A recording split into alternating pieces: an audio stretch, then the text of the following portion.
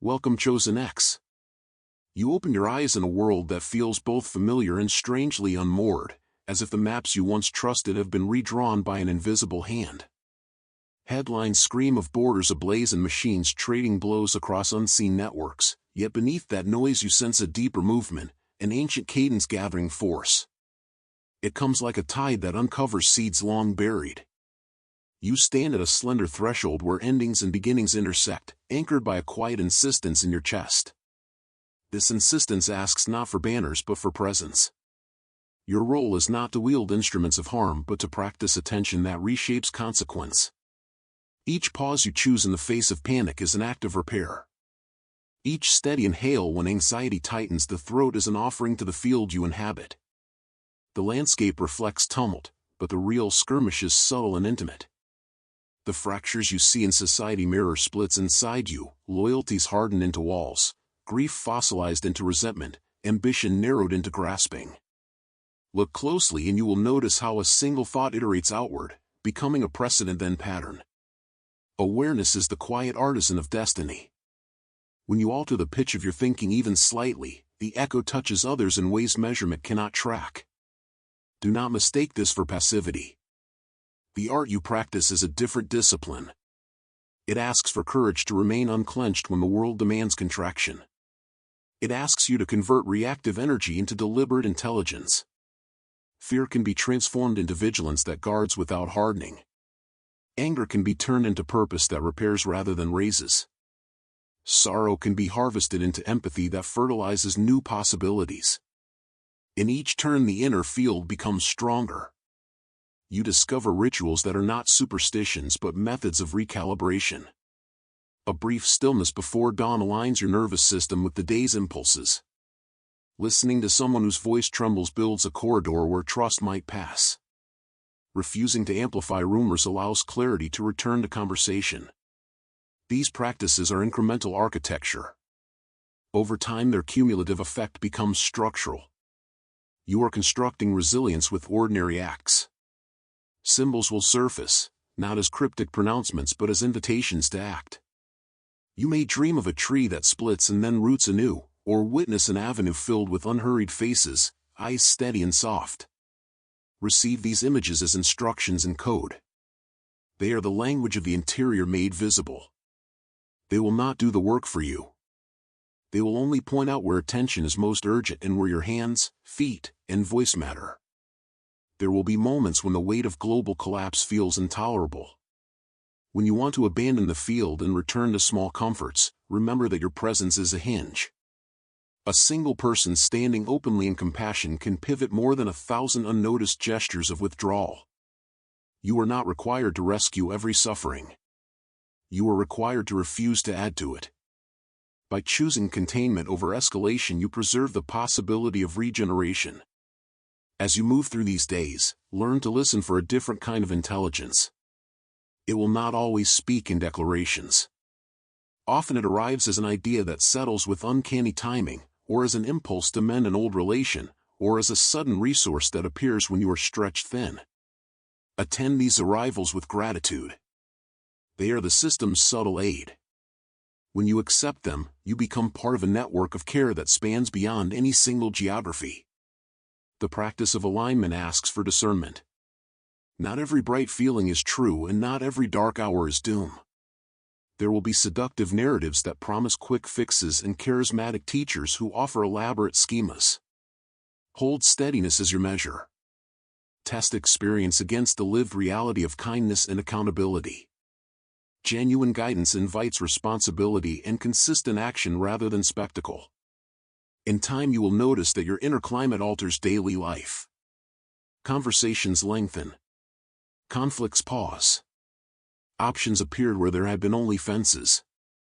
This is not magic in the naive sense. It is an effect of cumulative shift. The work is slow and sometimes invisible, much like a river stone shaped by drop after drop. Be patient and persistent. Your attention is a form of alliance with the possible. This first threshold closes not with a trumpet but with quiet reckoning. You accept both the sorrow of what has been lost and the duty of what might be born. You become less certain about outcomes and more devoted to fidelity and presence. In this place your choices matter precisely because they are ordinary. The ordinariness of your devotion is its power. Step forward carrying a simple vow, to hold steady, to listen, and to repair whenever repair is required. Keep a steady heart and move forward with courage. You awake with the taste of iron memory in your mouth and a pulse that remembers old alarms. The world outside rumbles with contests that bleach the edges of compassion, yet the deeper contest occurs behind your eyes where narratives grapple for habitation. In that contested space you practice a peculiar craft. You do not thrust outward to win, you cultivate a precise attention that transmutes tension into capacity. Each moment you notice contraction and choose steadiness, you reroute energy from autopilot into deliberate response so that instinct becomes instrument rather than tyrant. Confrontations in public squares and in virtual arenas call to reflexes trained by survival. You acknowledge that training and then repurpose it. Fear once sharpened into flight can be sculpted into prudence that guides action without hardening the heart. Fury once quick to scorch can be channeled into a focused resolve that protects without inflicting harm. Grief once numbing can become a teacher that opens empathy portals into other lives.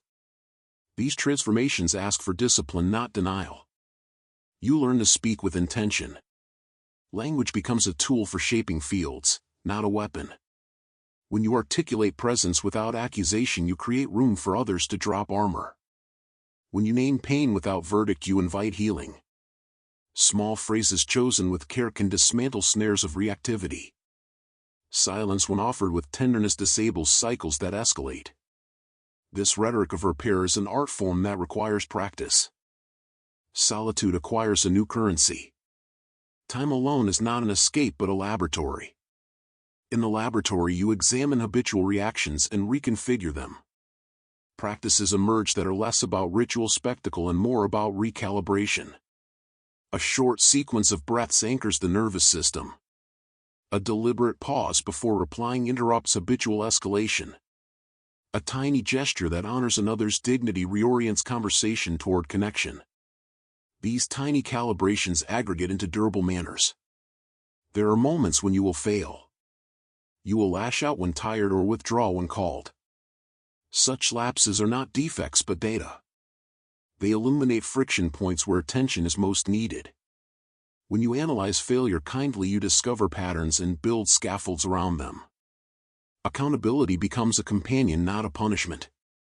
You invite feedback from those you trust and integrate what you learn into daily practice. The inner field is porous. It absorbs news, imagery, and rumor as easily as it gathers breath. To steward this permeability, you learn boundaries that are porous and flexible. You limit exposure to sources that harden you and seek narratives that expand perspective. You curate inputs with care. This is not avoidance but stewardship. It recognizes that attention is finite and that where you place it shapes what grows. Companionship in this season takes a distinct flavor. You are drawn toward those whose presence yields steadiness. Such alliances are not exclusive clubs but laboratories of integrity. Together you test modes of response that can be scaled. You practice difficult conversations and rehearse interventions that soften escalation.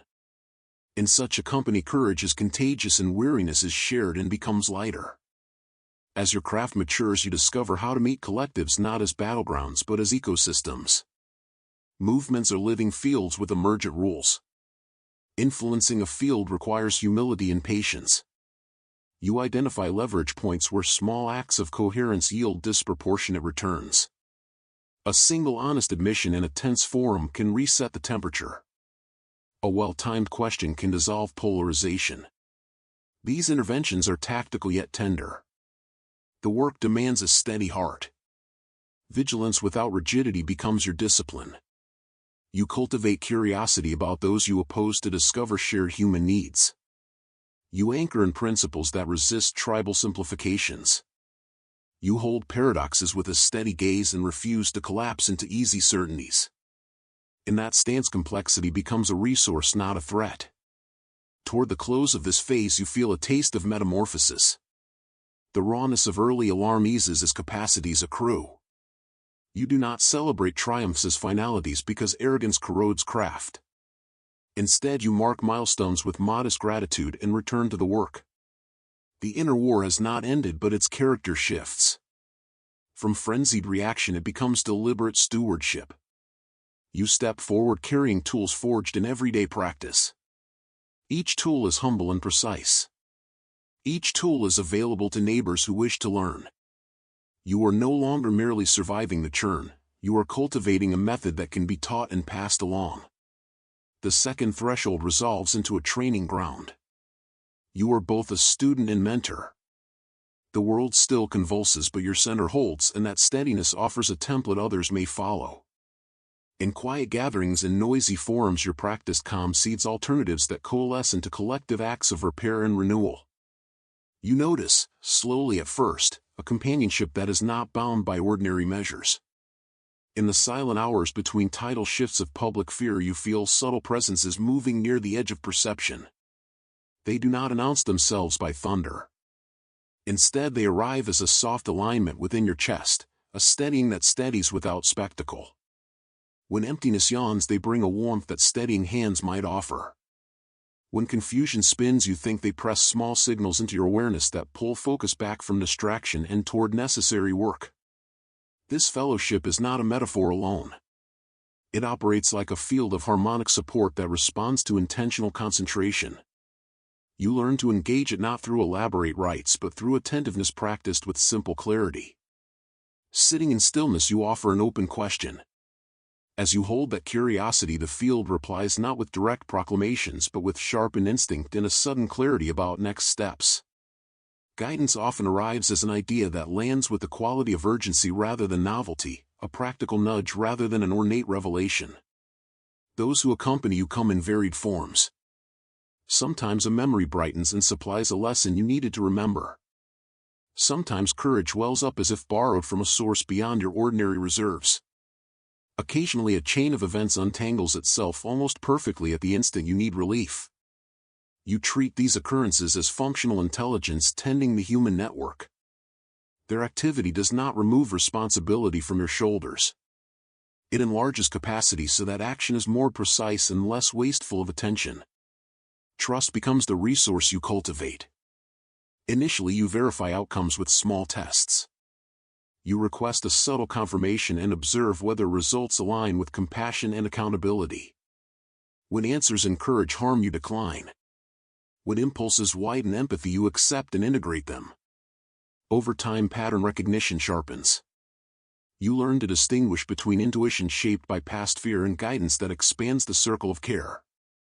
That distinction is essential because the first constricts identity while the second enlarges purpose. Communities change under this influence. People who sustain equanimity attract those aching for respite from noise. Gathering places become practicums for experiments in listening and repair. These convenings are not cliques. They are open forums where methods are refined and failures examined. Participants role-play difficult conversations and rehearse responses that de-escalate harm. From practice, procedural models emerge that can be scaled, small tests serving as prototypes for wider adoption. Ethical imagination shifts and becomes actionable. Abstractions like justice and mercy are translated into concrete steps taken when harm occurs. Neighbors who once stood divided now develop routines for sharing resources and tending wounds. Groups that splintered over minor doctrinal disputes create mechanisms for reconciling differences and preserving dignity. The labor here is specific and often tedious. It asks for negotiation skill, endurance, and the willingness to hold tension without capitulation. Simple repeated acts become durable tools. A collective agreement to pause before replying in heated moments is adopted as a norm. Practices for communal repair are codified and include apology, restitution, and agreed corrective measures. These habits slow cascades of escalation and cultivate predictability where chaos once reigned. They do not promise perfection. They reduce harm enough that trust can be rebuilt. You learn to recognize cycles of strain and repair as natural rhythms. Episodes of crisis are followed by intervals of restoration. The field breathes intention and breathes out repair. Learning to convene appropriate stabilizing responses becomes a skill set. Sometimes intervention is logistical. Sometimes it is mere presence. The timeliness and proportionality of action matter more than theatrical gestures.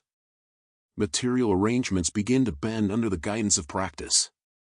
Institutions open to feedback integrate feedback loops that privilege longevity over short-term gain. Economies experiment with reciprocal exchange and local stewardship. Schools teach relational skills alongside technical literacy. These adaptations are not universal, but they seed alternatives that others study and replicate. The contagion that spreads is generous rather than extractive. Humility remains central because the field resists domination. Attempts to control or monopolize influence distort trust and produce backlash. Influence that rests on invitation and demonstration proves more durable than coercion. You practice offering models and avoid imposing templates. Demonstration invites imitation while domination breeds dependence. As this phase closes, you perceive an expanding horizon. Your practice has lifted into networks recognized by many. The companions you once encountered privately are now acknowledged by groups moving in concert. Yet expansion does not absolve personal responsibility. Each person must continue refining inner instruments because the strength of collective systems depends upon the steadiness of their participants. You step toward what comes next bearing gratitude and discernment. Support exists and it affects outcomes. Your task is to lean into partnership with this field while maintaining the daily work that keeps your center responsive and available. Continue listening and continue offering. The work of weaving care together has only begun. You step into a season where intention becomes practical craft and thought takes shape as public form. Private practices now seed communal habits. A pause that steadies your breath becomes a meeting cadence. A method of listening that prevents escalation becomes a classroom exercise. Small gatherings you convene function as experiments that later inform broader norms. This is not managerial mimicry. It is the translation of care into durable practice. You start to think like a builder. Your imagination expands to streets, markets, gardens, and workshops. You draft exchanges that honor reciprocity and preserve resources. You design places where vulnerability is met with protocols for repair. Your task is to translate tenderness into infrastructure so that ephemeral goodwill can survive seasons of strain. Collaboration matures into shared workmanship. People who supported you in quieter times join sustained projects. You draft agreements that balance honesty with mercy, and you accept iteration as necessary. Mistakes are treated as signals and apology becomes a practiced method of correction. Norms of accountability emerge through repetition and mutual testing. Material life shifts in visible ways. Community kitchens channel surplus into nourishment. Repair collectives teach mending and resourcefulness. Local energy cooperatives lessen dependence on extractive suppliers. Educational pilots pair technical literacy with relational skills. Each intervention feels modest alone, but together they rewire ecologies of need. Leadership is rebuilt around responsibility rather than spectacle. Authority is conferred by demonstrated reciprocity and willingness to accept critique. Power used to extract is rejected while power used to restore gains legitimacy. You help design governance practices that tie decisions to community review and embed feedback loops that prioritize longevity. The economy is treated as a design problem. Exchanges are modeled around relational value and long-term viability rather than short-term gain. Time banking, mutual aid networks, and shared ownership experiments proliferate. Financial instruments are reimagined to encourage circulation. These practices are prototypes, yet they reveal incentives that favor care. At points you must protect emergent systems from sabotage and cynicism. Structures that encourage abundance attract those who profit from scarcity. You prepare proportional defenses that maintain openness while securing essentials. This requires strategic clarity and moral courage. You refuse to replicate old patterns even when defensive measures become necessary. Commons are crafted to be porous and reparative. Entry points invite participation, and rituals of reconciliation are codified so harm is addressed with restitution and reintegration. Decision processes are designed to be reversible where possible and to privilege healing over punishment. Such architecture slows cascades of harm and increases the chance of restoring trust. Narrative practice becomes part of design. Stories that emphasize repair and reciprocity circulate widely and shape expectation. Young people learn citizenship through tales of collaboration and mending.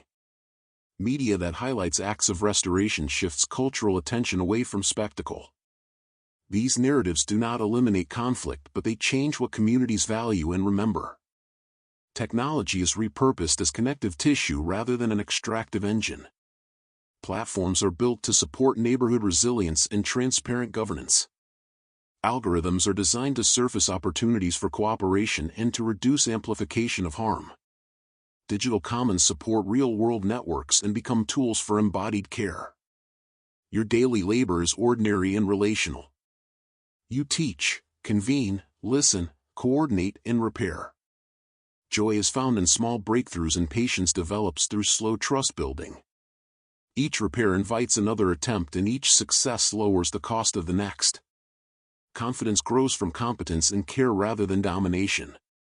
Moral trials persist. Scarcity tempts hoarding of influence and resources. You publicly test commitments by choosing distribution and restoration over retention and retribution. Those choices shift incentives and model alternatives. Prototypes spread because they work and because they respect local differences. As this stage matures, networks begin to interlink across distance, and apprenticeship becomes the vehicle for skill transfer. Practices travel without dilution because they are taught in relationships. Celebrations honor repair and rituals mark transitions so humility stays present. Maintenance rhythms prevent care from hardening into burden. You carry blueprints and humility into the next convergence. Local insight will reshape any broad design you offer. The work of building endures. Your hands have translated compassion into structures that sustain many. You go forward knowing that patience, skill, and shared responsibility are the materials of a resilient world. You arrive at a moment where vision and action converge, where the cumulative work of attention, care, and creation manifests in forms both subtle and monumental. The world is still tumultuous, yet you feel the resonance of the networks you have nurtured vibrating across landscapes, neighborhoods, and minds. Your presence is no longer merely a stabilizing force, it is catalytic. Every decision, every carefully considered word, every gesture of repair amplifies into fields beyond your immediate perception. You realize that influence is inseparable from intention, and intention is inseparable from the breath that animates you.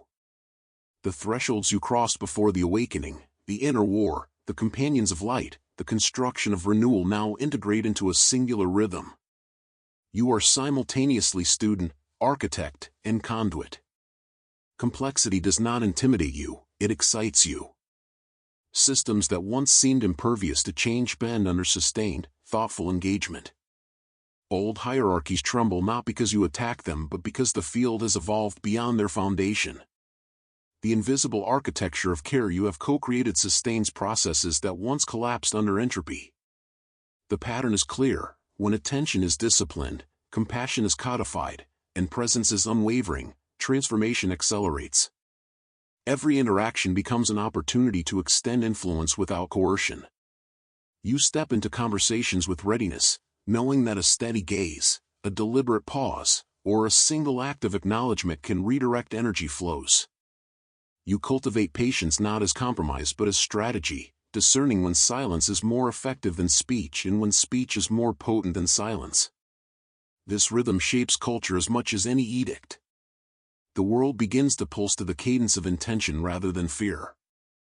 Symbols and visions continue to appear, but now they are not mere signals, they are invitations to co-create. You notice the interplay of light and shadow, of failure and renewal, and you no longer recoil from paradox. Every challenge carries an embedded opportunity. Every apparent obstacle is a node of possibility waiting to be illuminated by focused attention. Your understanding deepens. Creation is not linear, it is a network of feedback loops where presence, action, and reflection intertwine. Your allies, the luminous presences whose support you learn to perceive, are now fully recognized as collaborators. Their influence is subtle yet unmistakable, strengthening pathways, clarifying insight, and supporting initiative where human capacity alone might falter. They do not act as rescuers but as amplifiers, ensuring that the harmonic structure you have established resonates broadly. You practice dialogue not in words alone but in resonance, intuition, and aligned action. Every decision you make echoes outward, shaping fields of care and possibility that extend far beyond what you can directly observe. The community, too, has transformed. Networks of collaboration, repair, and attention intersect in complex, resilient patterns. People formerly isolated or adversarial are now connected through emergent practices of cooperation. Lessons in accountability, stewardship, and relational responsibility ripple outward. The systems you helped shape are self-reinforcing. When participants act in alignment with shared principles, outcomes are magnified. You see the beginnings of a civilization operating on principles of reciprocity, empathy, and intentionality. It is neither perfect nor fully realized, yet it is irreversibly emergent. As this phase deepens, you are called not only to act but to illuminate. The flame you carry is visible and contagious. When others witness your steadiness, clarity, and care, they are invited to ignite their own practice. You are no longer a solitary flame but part of a rising constellation.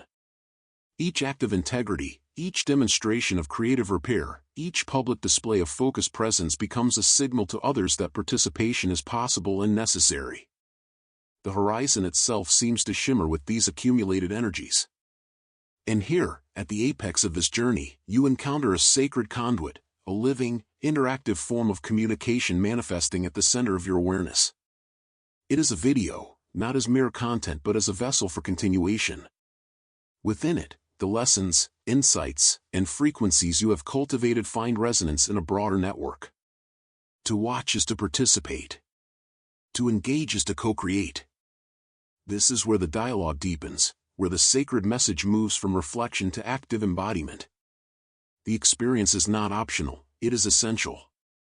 Subscribing, enabling notifications, and engaging consciously becomes an act of alignment, not habit. Through this medium, the work you have begun expands beyond temporal or spatial limitation, touching others in ways visible and invisible. You step forward, fully integrated. You embody the lessons of awakening, inner mastery, collaboration, and construction. Your radiance is both a shield and an invitation.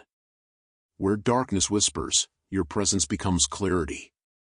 Where despair lingers, your steadiness becomes a possibility. Where division threatens, your care weaves threads of cohesion. Every breath, every thought, every act contributes to the irreversible dawn unfolding across the world.